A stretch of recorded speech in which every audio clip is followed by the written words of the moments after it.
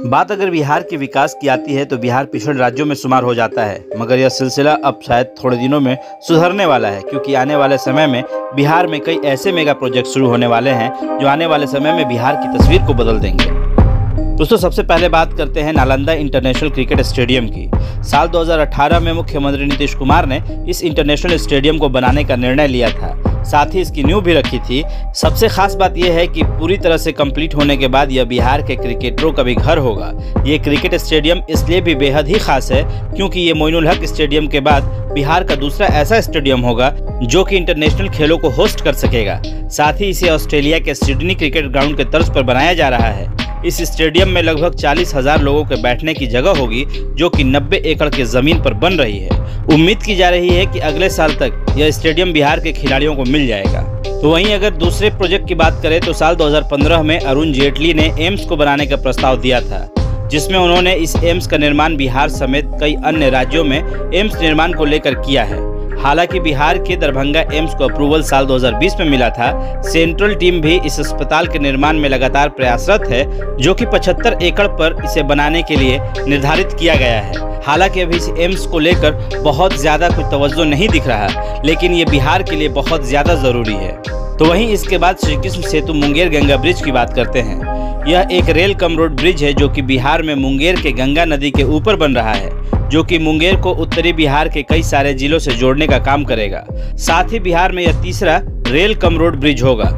मिली जानकारी के अनुसार इस ब्रिज की कुल लंबाई 3.75 किलोमीटर है, जिसका कंस्ट्रक्शन साल 2002 में शुरू हुआ था। तो वहीं अब बात करते हैं पटना मेट्रो की।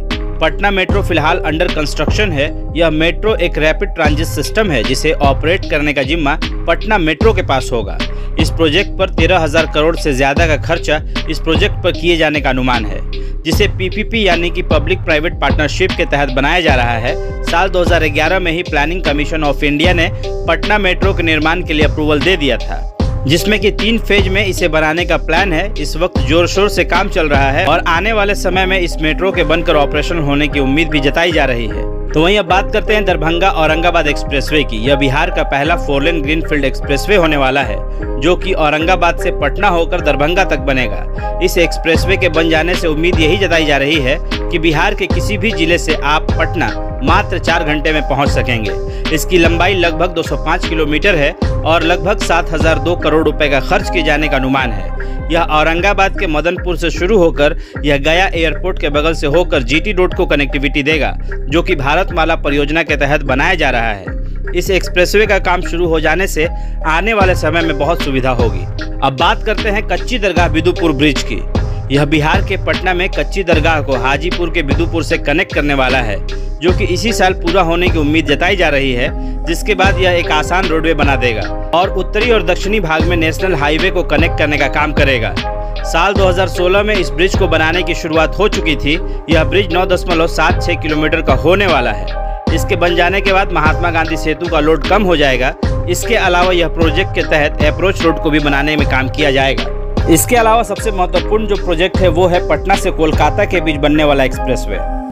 बिहार का पहला एक्सप्रेसवे पटना से कोलकाता के बीच बनाया जाएगा। भारतमाला फेज 2 में बिहार की जिन सड़कों में शामिल किया गया है उसमें एक्सप्रेसवे भी हैं। सबसे खास बात यह है कि पूर्वांचल एक्सप्रेसवे जैसा ही होगा। नितिन नवीन ने इसके आगे कहा था कि पटना में बन रहे रिंग रोड का काम भारतमाला फेज 1 के तहत चल रहा है।